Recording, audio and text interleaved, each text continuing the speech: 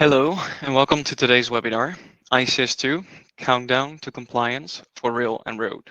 I'm Bart, Account Executive from Descartes, and with me today is Martin Meacock, Vice President, Product Management from Descartes. Some housekeeping notes before we begin. The event will be recorded. All attendees will receive a copy of the slides and the recording following the event. The webinar is interactive, and we encourage you to ask questions by using the Q&A feature. We will be answering your questions at the end of the webinar. Please also complete the survey that appears at the end of the event. And with that, I would like to pass it over to Martin. Thanks, Bart, and hello, everybody. Thank you for joining us today to discuss ICS2. Just a few slides that we throw up at the beginning of these presentations. First of all, our safe harbor statement. This is a safe place where we can discuss upcoming items, potentially roadmap items development. So we need to do so in a safe and secure manner that we're not held tightly to it in the future. And also a disclaimer, just reminding everybody that this is a confidential and proprietary to us, that it's general information that we share for our customers. So getting on to ICS2, why do we have to comply with ICS2? This is really an enhancement to the previous ICS1 system. So it's there for the safety and security of the European Union. Safety in terms of stopping any goods that are coming into the European Union that they don't want, such as drugs, firearms, illicit materials, but also for security, the bomb on the plane risk. And that's why there's really two stages to ICS2. In some cases, a preloading phase and a pre-arrival. So preloading is normally to stop the security risks, and the pre-arrival is related to the safety of the European citizens. To do this, they need to conduct a risk assessment and have as much information about the goods, the consignments, before they arrive in the European Union. So we've already gone through this. It feels like forever for some of us. Release 1 of ICS2 actually started way back in March 2021, although that was targeted only for the air express carriers and the air postal operators. And it focused on that preloading phase only. Then in March 2023, it saw the introduction of the remaining airflows, general cargo, and the air carrier messages for express and postal. And although it started in March 2023, there was a deployment window until July. And in reality, most of those carriers didn't go live until July 2023. Then last year, we saw maritime start to go live in June. And that actually carried on through for the ocean carriers until April this year, when all ocean filings at a master level became mandatory. And now we're on the final stretch. We're on the home stretch now in the final part with rail and truck, but also for some countries, the self-filing for ocean, which we'll get onto in a moment. So how does ICS2 differ to ICS1? Pretty much in the level of data that's being provided. So in one aspect, we've got the ENS, the Entry Notification Summary Declaration. This is your security filing, is per master transport document. So per combination of consignor, consignee. That means in relation to truck movements, it's not necessarily one filing per truck. It's one filing per master transport document. So if you've got groupage loads, each with their own transport document, then it would be multiple filings. If you've got a true consolidation with a master and houses, then yes, it could be on one filing. But again, the important thing is it's the consignor consignee combination. It's also important to note that master transport documents cannot be repeated within a year. So, you know, if you're issuing sequential documents that rotate, then you need to make sure they don't rotate any less than 1 year. With ICS1, it was quite common because of the level of information available to the carriers, who were the ones that would submit in the filings. So historically, forwarders, shippers didn't really get involved in ICS1. It was really down to the carriers that were doing the filing, and they only had a limited amount of data available to them. So the information that was provided to the customs authorities was very high level. It could have been consolidator to consolidator, goods description, console. Doesn't really tell anybody a lot of information. So under ICS2, the emphasis is on pushing for real data at the lowest possible level. So they want to know the real consignee, consignor. They want to know the real goods descriptions, so that there can be a proper risk assessment done. Also, the EORI registration is now mandatory, not only for the declarants, which was always the case under ICS1, the person who was lodging the filing had to have an EORI, but also the carriers have to have an EORI as well. This is in part, obviously, to identify the carriers, but in the technical solution, in case the carrier needs to receive notifications, they need to be known to the EU system, and that's done through their EORI number. If a company has an EORI number, then it must be declared. Again, this is slightly different in ICS1, where the kind of ruling was if you knew the EORI number, you should declare it. Now it's if the company has an EORI number, you must declare it. So it's putting the onus on the filer to find out the information. As we go through, you'll see there's a lot more detail required, and that can be declared, including if the goods are consigned to the EU, the buyer and seller information. Now, in some cases, that may well be the same as the consignor consignee, but in other cases, it may be different.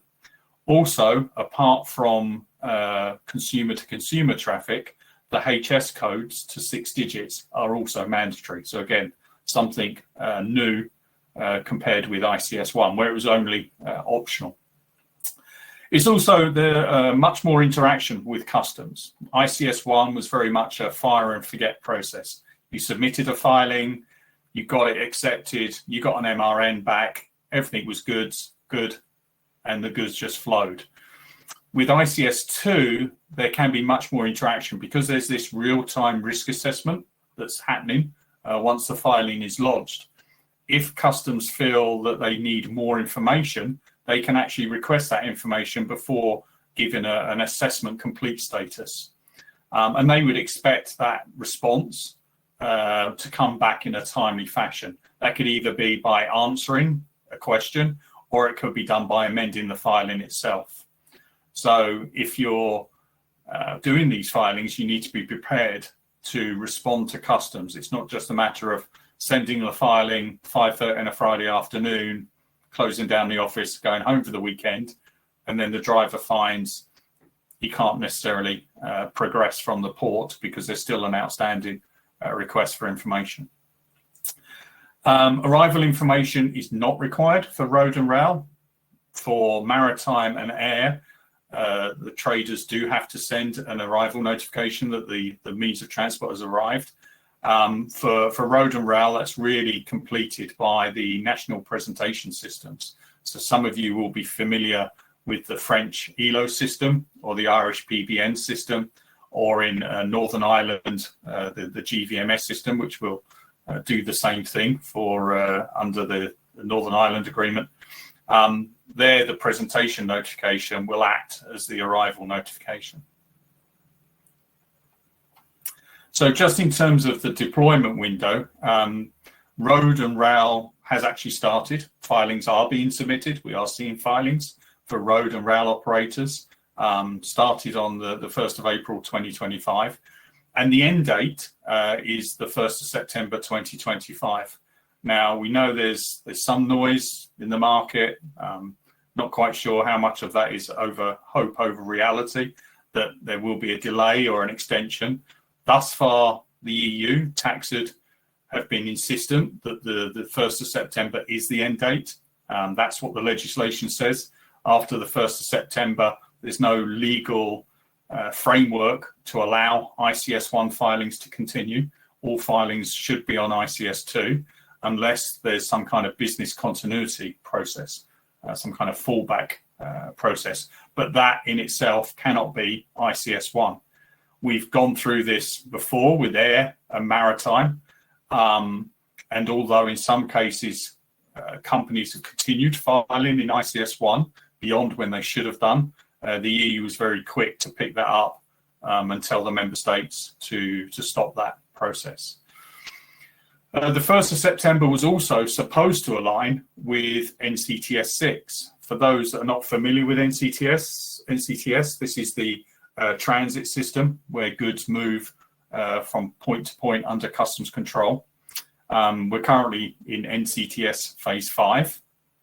NCTS phase 6 was due to come in on the 1st of September across the EU, and it extended the message data set to include the same safety and security information as an ICS2 filing. So it was to give economic operators the option of just providing an NCTS declaration with all the information and not having to submit a separate safety and security filing. However, two things to say about that. First is, as with most European programs at the moment, it's not gone to plan in terms of timing. So a lot of member states are struggling to get their NCTS 6 systems in place in time. Also, there's two flavors of NCTS 6. A country can opt in to NCTS 6 or opt out. If a country opts in, it means that you can submit the safety and security information in the NCTS filing. If you opt out, or if a member state opts out, it means it's not possible and you still have to file the ENS and the NCTS filing separately. And it's really driven by the country of departure. So it's where you're starting your transit movement from is an opt-in or an opt-out country. Most countries on the western border, so UK, Ireland, France, Belgium, Netherlands, Sweden, Denmark, I think, have all opted out at this stage, mainly to give them some time to develop their systems to be able to handle the extra data and pass it on to the EU for risk assessment. Now, when we talk about ICS2, and there are different filing types, so again, this is something different to ICS1. In ICS1, there was almost like one filing type. Yes, you declared the different mode of transport, there were different rules, but the data set was effectively the same. With ICS2, there are different messages for the various modes of transport. So you've got your maritime filing, your rail filing, and your road filing. The deadlines are the same as they were under ICS1. That's not changed. The filing responsibility has not changed. It's still the maritime operator is ultimately responsible if the goods are going by sea, rail operator if they're going by rail, and the haulier if they're going by road. The one difference is with maritime, there is the option of dual filing. And what we mean by dual filing is, as I mentioned before, is if the maritime operator, the carrier, the ferry company doesn't have all the information, they might only know the master level data, then they can allow another party, a supplementary filer, a supplementary declarant, sometimes called a self-filer or a house filer. They can allow that person or nominate that person to supply the additional information separately in their own name. Now, that's only available for maritime currently, and we'll talk about the future in a moment. So for maritime, this is what is the current situation. At the top, you can see the carrier can submit either the full ENS, if it's consolidation, or if it's a straight bill, so a non-consolidated cargo.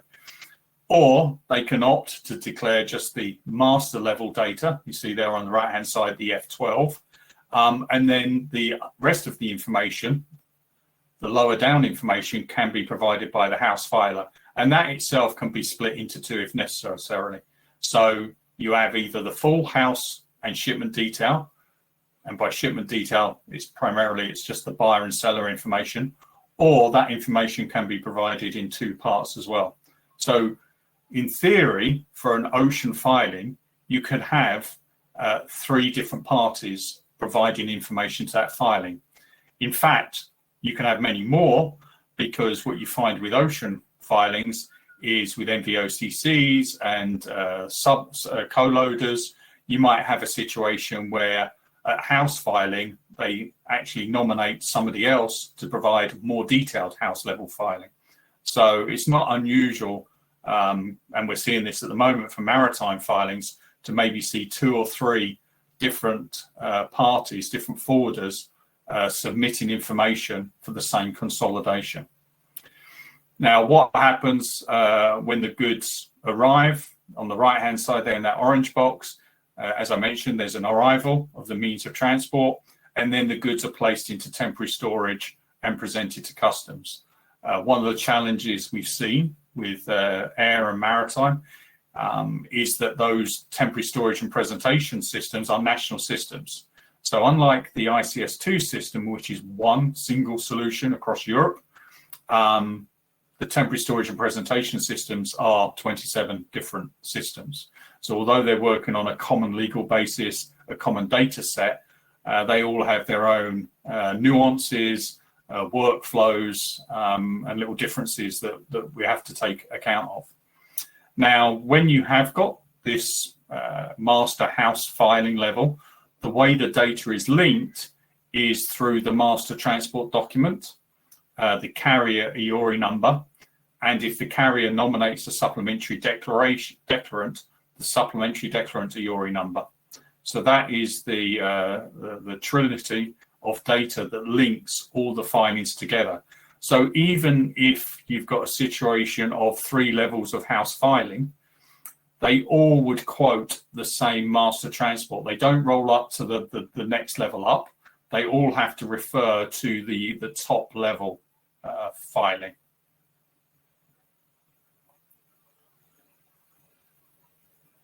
For road, currently, there's only a complete ENS option. So it's split slightly between postal and non-postal in terms of the message types, because the level of data that's involved with postal. But it's down to the haulier to submit the filing, or is responsible for the filing. Now, the haulier could delegate that responsibility. They could appoint a representative, but the carrier, EORI, will always be that of the haulier, because they're always the one that's ultimately responsible to customs to ensure that all the goods that they're carrying have been filed on ICS2. But as I said, they can delegate if they want to a representative to do the filing on their behalf. Now, that's the current situation. What the process we've gone through over the last several years was, there was a lot of discussion between the EU and the trade representative of the various modes of transport, whether that's IATA for air, World Shipping Council for maritime, or the road associations and railroad associations. I think what there was a challenge in finding the right people to talk to when it came to road and rail. And so there was never a dual filing considered necessary. In the EU's mind, the haulier had all the information, or would have all the information. So what was the problem? As it came towards middle of last year, end of last year, it became clear, no, there was a need for dual filing. So they are making a change. The problem is the change won't come until Q3 next year, but there will be the option next year to have dual filing. So in those cases, the haulier or the rail operator will submit the master data, and the agent, forwarder, shipper, whoever it might be, would be able to submit their own data and not have to share it with the haulier in their own name, and just link it to that master transport document in the same way as I described for maritime. Now, in terms of accompanied versus unaccompanied. This is something that's obviously quite important in the UK for goods crossing the channel. It does make a difference to the filing type and who's responsible to do the filing. So if you've got an accompanied trailer or a lorry or truck that's going by rail, then the filing type is actually road. It's not a rail filing, it's a road filing. And the responsibility is the road operator. But the deadlines are still the same as for rail. Same for the ocean, for sea. If the goods are going on a ferry and they're accompanied, the filing type is a road filing. The responsibility is that of the haulier. But the deadlines is that for the maritime mode of transport, the short sea time, if you're going across the channel.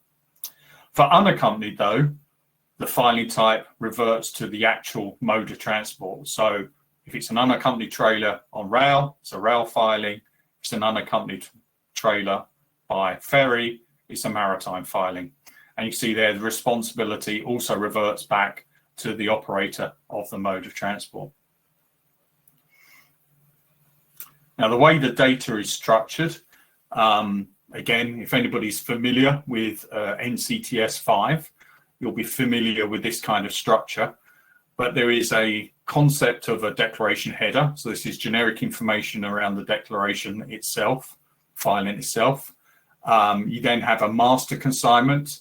You might have goods items associated with the master level, or you will have house consignments and goods associated with the house consignment. Now, this is where the message types do vary and how they're interpreted. So with air, for example, even if you're declaring just a master consignment with under a consolidation, the person filing that master level still has to declare at least one goods item.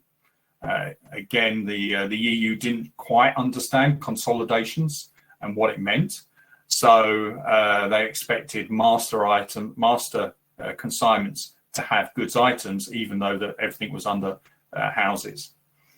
So then you've got the house consignment with goods items, and what we've seen in some of the message types, and it's probably nothing that the users have to worry about, but something we have to take care of in the back end, is that if you've got a direct bill of lading, for example, so there is no houses, the structure of the message still expects just one house for some strange reason. So again, it seems a bit counterintuitive that you have a house level for a direct bill, but that's just the way the message has been structured, unfortunately.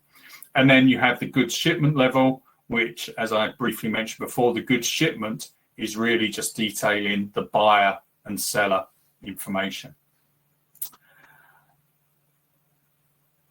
So we're going to just look into some of the detail now, the deep detail of the data elements of what's on a header record, primarily for road and rail. So as with any customs filing, you have to have a unique filing reference, the LRN, the local reference number. You have a re-entry indicator. As I mentioned earlier, the master transport document carrier filing type is a unique combination. So you can't quote the same master transport document multiple times on multiple journeys, except, and there's two exceptions to this, there's a re-entry. So the goods have entered the EU, they've maybe remained on board a vessel, they've left the EU, they've gone to a port outside the EU, and now they're coming back in again. The second journey would need another ENS filing, but it would have a re-entry indicator set to yes. So then the master transport document, the same master transport document could be quoted. For maritime, there's also a split indicator, and for air as well. So if the master consignment is split over multiple journeys, again, the same master transport document can be used. We have a challenge here for road and rail. Again, part of maybe the lack of understanding of the road and rail modes of transport but there is no split consignment indicator for road or rail. So if you have got a master transport document that is traveling on 2 vehicles, you're going to have to either create 2 master transport documents or in some way suffix one or both of those references to ensure that it's a unique reference. This is a particular challenge in the air freight community, where they use the master airway bill as the master transport document. That can't easily be suffixed because that airway bill continues to be used elsewhere through its life cycle. So when it arrives at the airport of destination, the air systems are expecting a IATA formatted airway bill. So if it's anything but that, then it could cause problems. You also, on the filing, you declare what the intended customs office of first entry is, who the declarant is, and if there is a representative. So the declarant isn't doing the filing themselves, but they've nominated another party to do it, then the representative party. Now, all the parties, there's lots of parties that can be on a filing. You see that on the right-hand side: representative, declarant, carrier, consignee, consignor. They all follow the same structure. You have their name, identification number. Then an interesting one, which is the type of person. And this normally causes some confusion. What do we mean by type of person? And normally people can understand 2 out of the 3, but the third one is usually the one that causes some confusion. So you have a natural party, person, private individual, consumer. You have a legal person. So this is a business, a URI registered economic operator. And then you have a group of people. And this is really an association. Think of it like maybe a partnership or a club. So it's not really a legal person, but it's a group of people.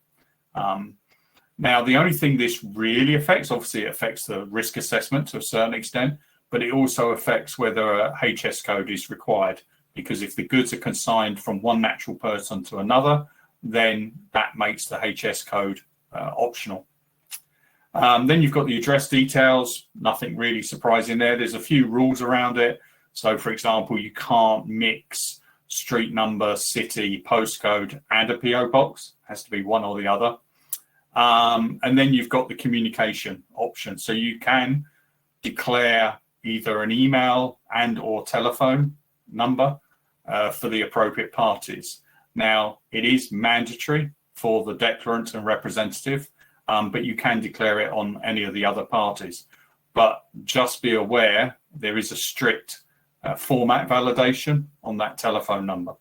So, often, again, we find that trying to take it from other systems, air messaging, for example, doesn't necessarily work because the formats aren't necessarily the same format that's expected from the EU. Now, we talked about accompanied and unaccompanied, and that really comes on to another definition that we need to explain, which is active and passive modes of transport. So this is where you have the combined means of transport. So, for example, a truck on a ferry. And the active means of transport is the one that's actually crossing the border, is actually moving when the goods arrive in the EU member state. So the active border transport means, in the case of a truck on a ferry, would be the ferry. The passive border transport means is where the transport means can drive away after the goods have arrived. So, it's not a container, which is static, but a truck with a trailer on a ferry that when it arrives, drives off under its own power is considered to be a passive border transport means.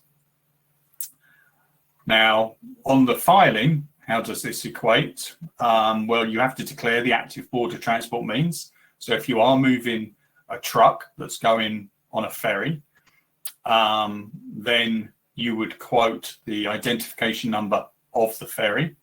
That would normally be the IMO number. So the type of identification would be the IMO. The type of means of transport would be a ro-ro vessel, and there'll be codes that represent these values. You don't type IMO or ro-ro vessel, there'll be a code for ro-ro vessel. The mode of transport would be maritime, because that's the active transport means. You would declare either the actual date and time of departure or the estimated date and time of departure, depending on the time frames.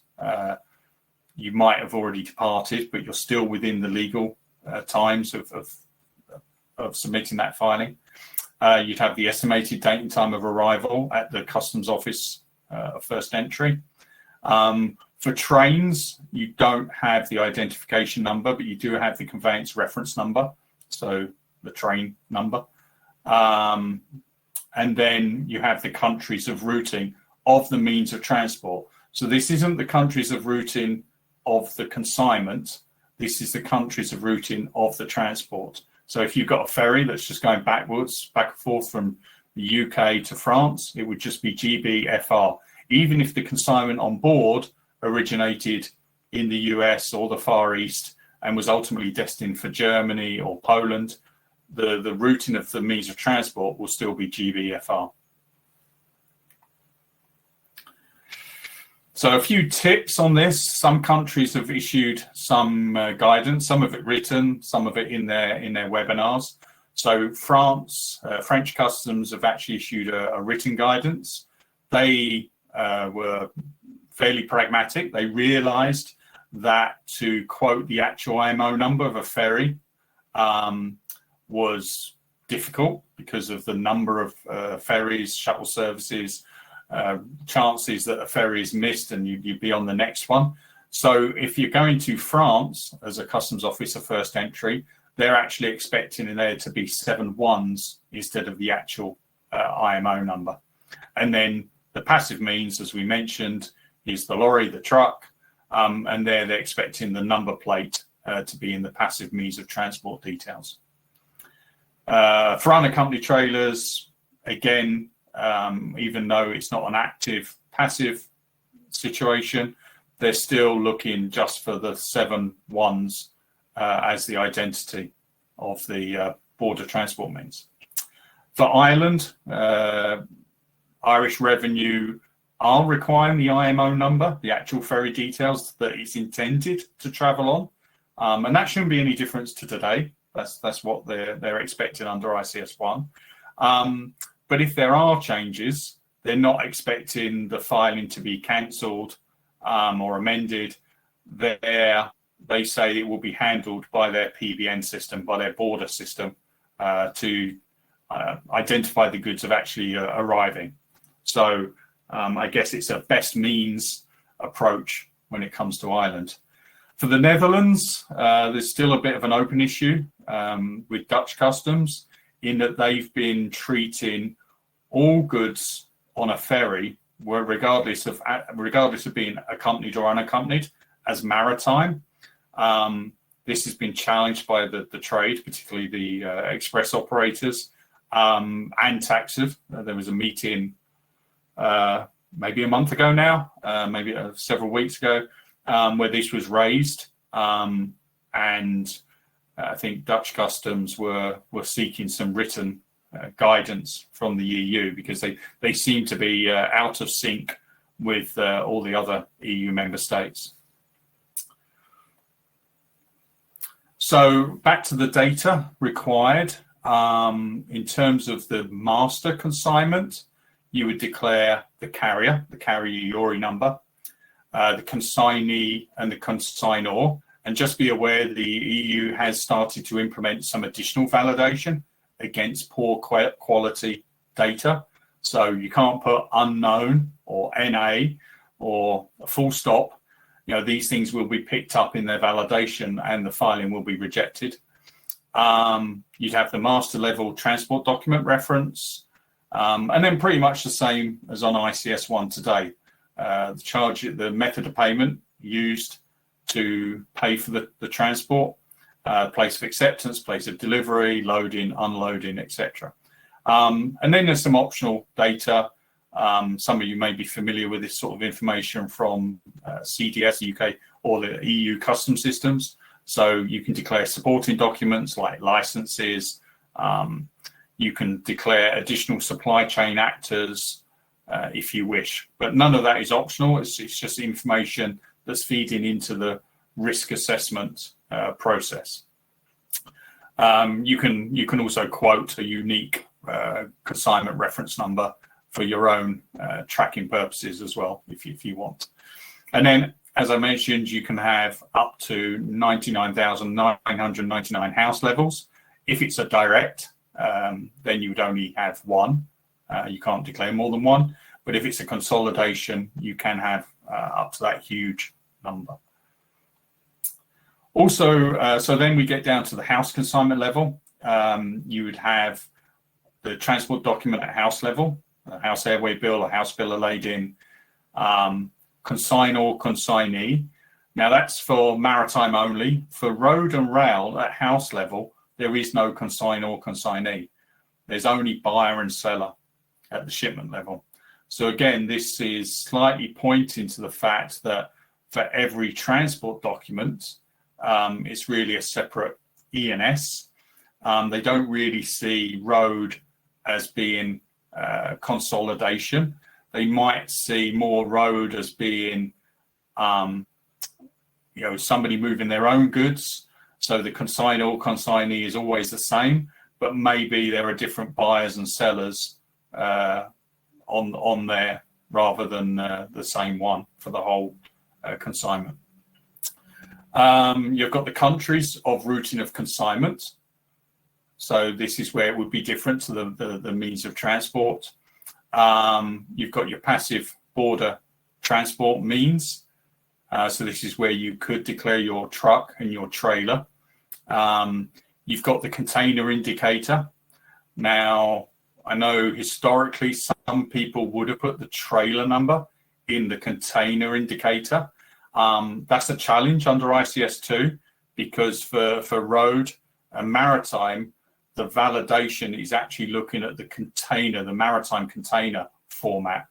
So if you try and put a trailer number in there, it will fail EU validation because it won't fit the appropriate format.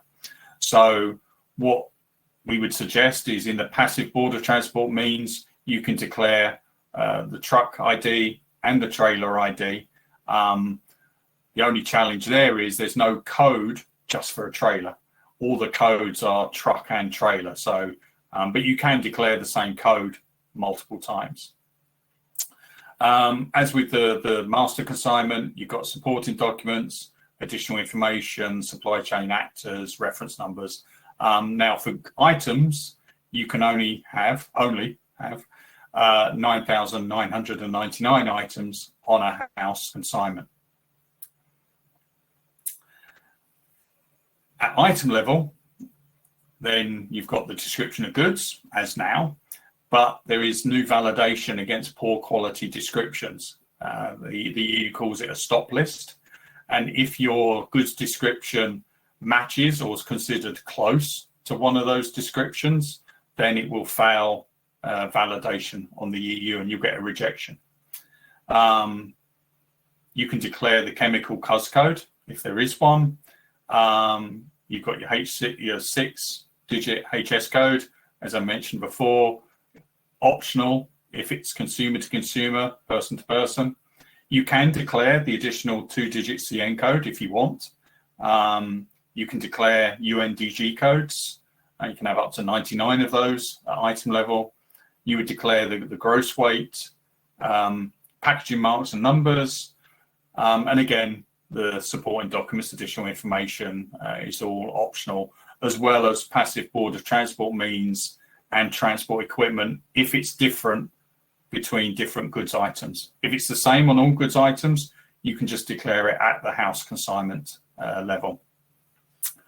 One thing I think I skipped over, I'm just going to go back to that. I probably skipped over it because I focused on the container format. Was if you look at the transport equipment, if you have got maritime containers or any type of container, is the level of detail that's required. Historically, it would have been the container number and just any seals that were applied. Now you can see there's 3 more data elements: the size and type of container. Is it a 40-foot, 20-foot, curtain-sided, open top, etc., etc.? Packed, is it packed or empty container? And then the supplier type, is it carrier supplied or is it shipper supplied container?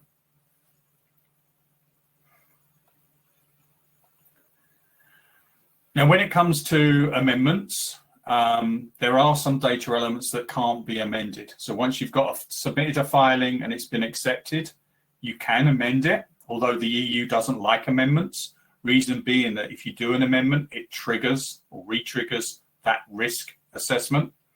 But there are some data elements you can't amend at all. And these are generally things that I've identified: who's doing the risk assessment, who's responsible, and any of the linking information. So you can see Customs Officer first entry, you can't change. You can't change the declarant representing carrier. You can't change the master transport document reference. Currently, you can't change the active border transport details, but it does look like this might be possible in a later version of the ICS2 messaging. So you would be able to change, for example, the ferry ID if you needed to. But that will be post-September, almost certainly. You can't change any of the indicators, the re-entry indicator, split indicator if there was one, specific circumstances indicator. More importantly, and this is what normally catches people out, you can't add or remove goods, items, or house consignments.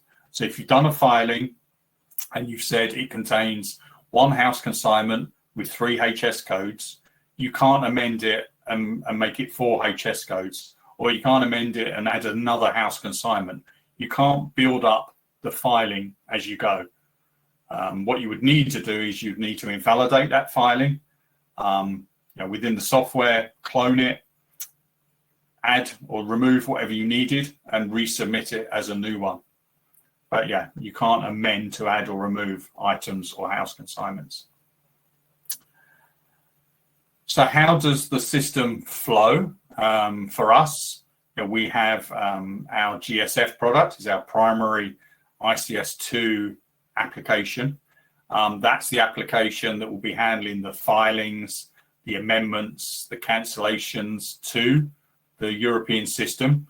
And again, I probably didn't focus on this too much, but it is a single portal to the EU. Unlike ICS1, where filings were submitted directly to each member state, ICS2 is sent to a centralized EU portal, and they then distribute it to the appropriate member states behind the scenes. Coming back from the EU, we would obviously receive any errors. If the risk assessment is complete, you get an assessment complete notification. That doesn't mean the goods will be released on arrival. It just means that customs have completed their assessment. You could still arrive at the port of arrival and the goods may be placed under control, but they've done their risk assessment. They might come back, as I mentioned earlier, for a request for information. They might be asking questions about it. They might even want you to send them a document. There's the ability to upload documents to the ICS2 system. If it's preloading, so for maritime containerized traffic or for air, they could send a do not load instruction. Although I think the only one that's ever been sent was sent in error. So there's never actually been a real do not load. And also for air, there's the request for screening. So if you are ever doing air filings, air self filings, customs could ask you to do aviation security screening, but that doesn't apply obviously for road, maritime or rail. There's also a missing related filing notification. So this is in the case of dual filing. If the carrier lodges their master filing and names IORI as a supplementary filer, if that supplementary filer has not yet lodged an ENS for that master transport document, both the carrier and the named supplementary filer will receive a notification that something's missing. So it will come in as a kind of a prompt, and it will tell the carrier that the house filer has not yet done their part of the arrangement. So all of that would come into the application. Obviously, there's a UI. So if people want to use the UI to manage their filings, check the statuses, or exception handling, they can do. What a lot of people are doing are obviously using the integration. So that can be a direct integration from their back-end systems, their forwarder broker systems, like BoxTop or something else. It could come in from air messaging. So we do a lot of this for our air carrier customers and some of the self-filers there, where they're sending in IATA messaging, e-airway bills, for example, and we're using that information to create the filings. Or it could come in from the import, export, or transit declarations. So we've got an integration, for example, standard integration from the customs application, where data can be pushed across using the import data if it's going into Northern Ireland, or the export data if it's going from the UK into continental Europe or the Republic of Ireland, or a transit declaration if it's already been built onto a transit movement. So kind of a bit late for this because we're at almost a month to the deadline, but this is kind of the steps that people should have been taking to get ready for ICS2. I guess the most important one is to decide whether you want to do the filing yourself or you're happy to share that information with the carrier, with the haulier or the rail operator or the ferry company. If you do want to do your own filing, you will need an EORI number. It's not necessarily to get it in any particular member state. You don't have to get a French EORI number if your goods are going into France first. You don't have to get a Dutch EORI number if they're going into Rotterdam mainly. As long as it's a valid EU EORI number, then that is all that's required. Obviously, if you want to integrate, you need to get that integration system set up. We're, as Descartes, we're what they call an IT service provider, an ITSP. So we've already gone through all the testing, all the certification with the EU, which means that people can be onboarded without having to go through that mandatory certification.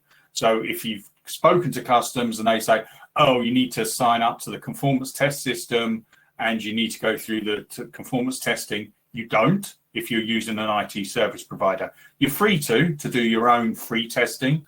It's available so that it can be used as a test system, but you don't have to go through the mandatory self-conformance tests. You need to, obviously, if you are doing self-filing, you need to think how are you going to deal with those RFIs.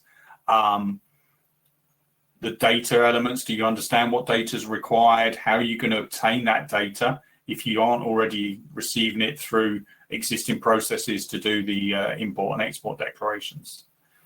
Also a bit late, but people should have been asking for deployment windows.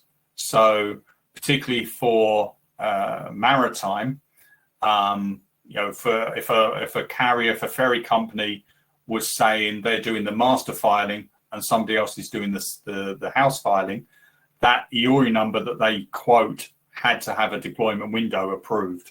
So I'm sure because of where we are in terms of the timelines, most people would have been aware of that. With road, it's probably been a bit lax. I would imagine there's a lot of goods crossing the Channel and the Irish Sea where there's no deployment window that's been granted. And it's not necessarily being picked up. Customs aren't necessarily enforcing the lack of a deployment window because ICS1 is still in operation for those road movements across the Channel and the Irish Sea. What will happen if you're not ready by September? And again, this is on the assumption that yes, it will be mandated on September and there won't be any business continuity. Then the goods will likely be stopped at the border. Chances are you won't be able to get your ELO because you won't have an ICS2 MRN. You won't be able to get your PBN release because you won't have an ICS2 MRN.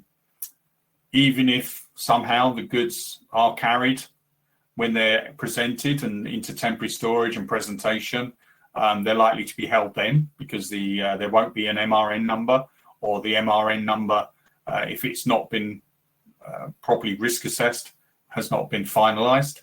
And as I mentioned before, to get that assessment complete, people need to be sure of the quality of the data they're providing. Inadequate goods descriptions or names and addresses, poor quality declarations, will be rejected, or will be under control when they arrive. I think we've seen this evolution of control by customs. At the very first stages with Post and Express, there was a lot of leeway given. There was a lot of, let's get the filings. That's the focus. Let's get the data. Let's not worry too much about the quality. We just want to see that we're getting the data. And that probably carried on for air and a bit into maritime. But now that the data is flowing, we're seeing that the EU is focusing more on the quality and the operational aspects. So, we would expect there to be, as time goes on, more and more focus on the quality of the data, maybe more RFIs, controls at the port of entry.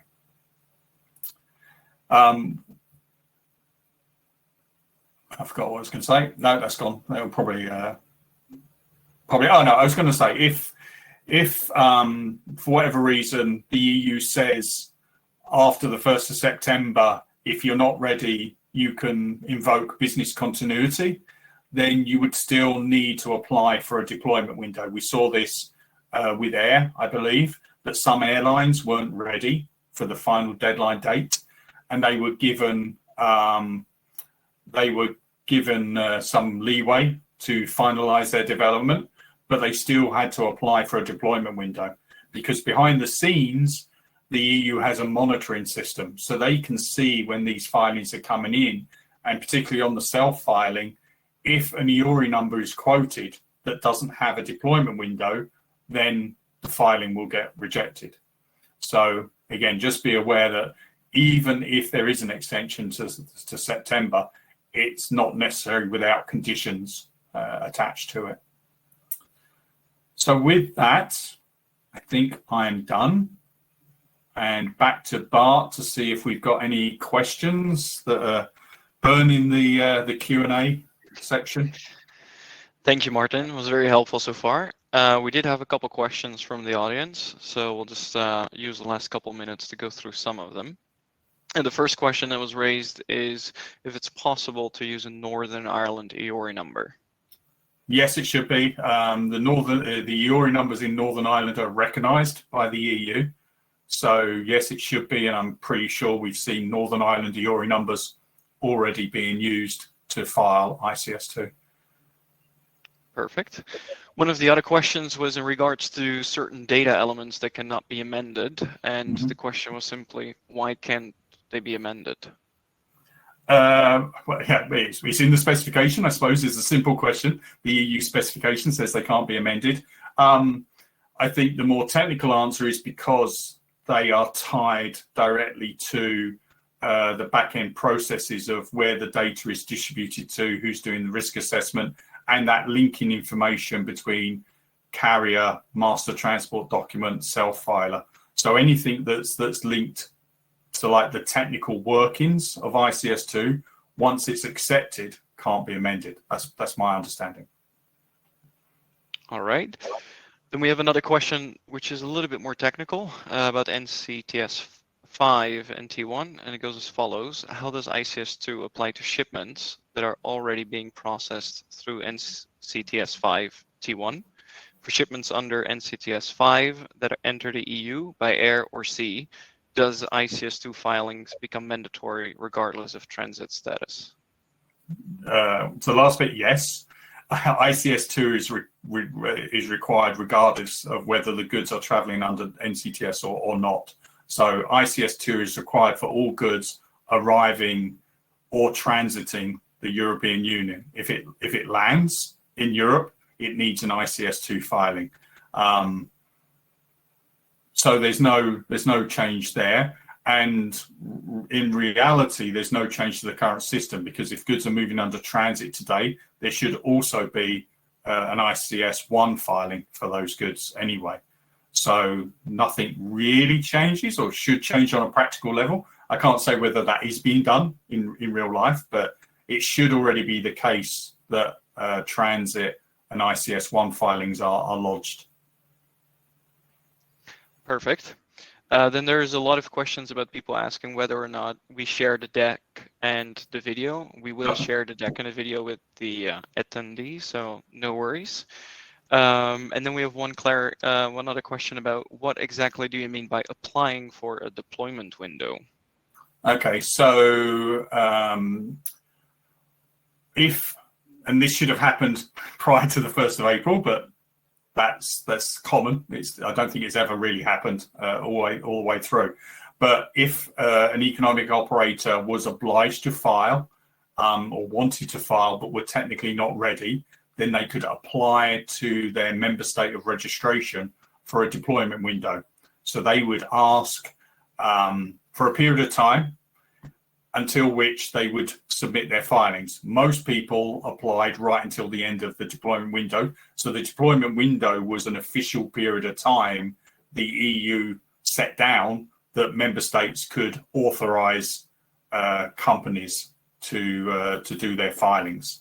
So it was almost like a blank check for member states. If you get somebody who wants to have a deployment window from the 1st of April to the 1st of September, yeah, you can just approve them.